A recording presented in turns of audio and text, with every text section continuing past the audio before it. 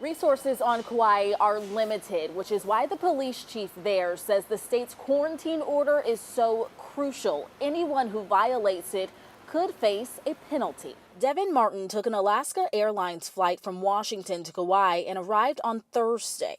Airport authorities informed him of the state-mandated rules that all visitors must quarantine themselves for 14 days.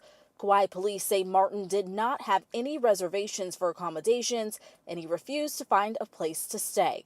He was first taken to the local hospital to check for symptoms of coronavirus. After he was cleared, he was put in a cell. We only have 111 hospital beds, 9 ICU beds, and 18 respirators. Police Chief Todd Raybuck says the potential spread of coronavirus could put a strain on the healthcare system. So for a population of over 75,000 residents, you can see that we don't have a significant public health care resources here. And so preventing the spread and community spread of this virus is critical for our public health care system. Kauai police posted Martin's arrest on its Facebook page and comments blew up. Supporters thanking police for keeping their island safe.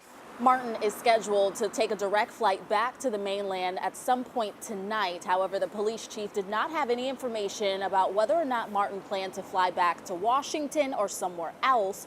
Martin and anyone who violates the state's quarantine order could face up to 1 year in jail and a $5,000 fine. In Seattle, Britt Moore, King 5 News.